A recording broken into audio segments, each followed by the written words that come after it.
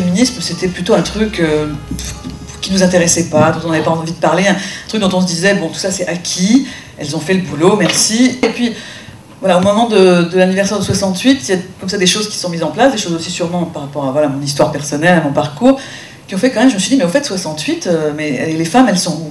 Merci les filles, qui est sorti chez Hors Collection au mois de mai. C'est un livre qu'on a imaginé et écrit et dessiné à trois, Valérie Gann, Virginie Berthemet et moi, avec l'idée en fait que l'histoire des femmes, et notamment l'histoire du MLF et des années 70, on la connaît mal. Si on ne connaît pas son histoire, on risque de reculer, d'une part, et aussi parce que cette histoire, elle est absolument passionnante, vivante, originale, poétique, très drôle. Donc un livre qui se veut, j'espère qu'il est ludique, sympathique, chaleureux. Est-ce que 1970, comme ça a été écrit à l'époque, a été l'année zéro? Oh non, pas du tout, parce que le féminisme, on devrait dire les féminismes. Il y en a eu beaucoup. Malgré tout, en gros, c'est à partir de la Révolution française, enfin, fin 18e, tout ça. Alors, quand on est historienne, comme c'était mon cas, je me suis dit, là, une des choses que je peux faire dans ma situation, dans mon métier à l'université, c'est quand même d'essayer d'écrire l'histoire des femmes. Mon histoire des femmes, c'est un petit livre qui reproduit une série d'émissions que j'ai faites à France Culture il y a 4-5 ans maintenant. Ça concerne l'histoire des femmes plutôt du monde occidental, sous tous ses aspects. Apparition de l'histoire des femmes, les difficultés de l'écrire, et puis l'âme, les rapports avec la religion, avec la culture, le corps, la naissance, la mort, l'accouchement, les problèmes des femmes, le travail. Mai 68, année zéro pour la libération des femmes. Moi j'y étais, j'avais 22 ans en 68, hein. J'ai connu les groupuscules, tout. Il n'y avait aucune place pour les femmes, rien. Donc, vous voyez, ça vient pas... Le mouvement des femmes, ça ne vient pas de mai 68. Ça, j'aimerais, Cohn-Bendit le prétend en ce moment, mais c'est vraiment pas vrai. Et c'est même faux complètement, historiquement. La nouvelle encyclopédie politique historique des femmes aux belles lettres. On a beaucoup interrogé des femmes de nombreux pays aussi. C'est très international comme rassemblement. Et c'est la ligne de fond, il me semble que c'est un peu antifasciste.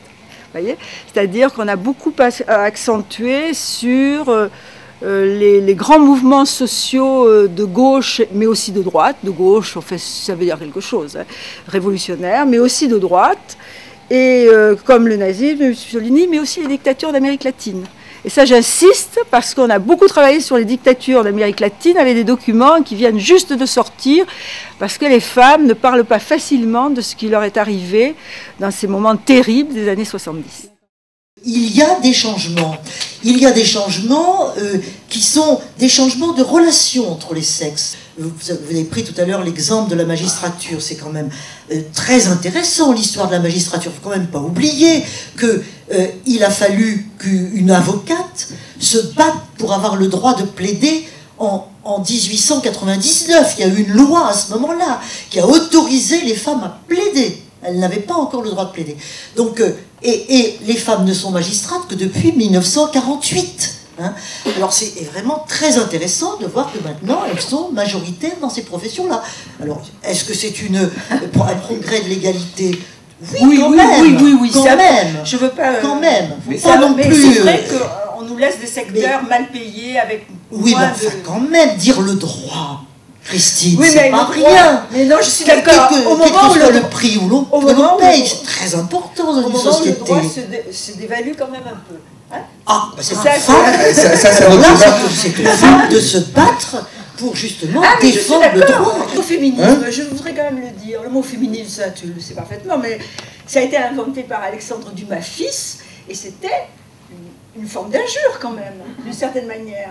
C'était les hommes débiles. Voilà. Alors, ça évoque un article que j'ai lu récemment sur un article américain qui s'appelle The End of Man, la fin des hommes. Et donc l'article dit, bah voilà, les femmes sont en train de prendre la place, et elles sont en train de la prendre finalement en se dissociant des hommes. C'est-à-dire que c'est The End of Man, ça veut dire peut-être que les femmes vont prendre le pouvoir, et que voilà, du coup, c'est un peu deux régimes séparés.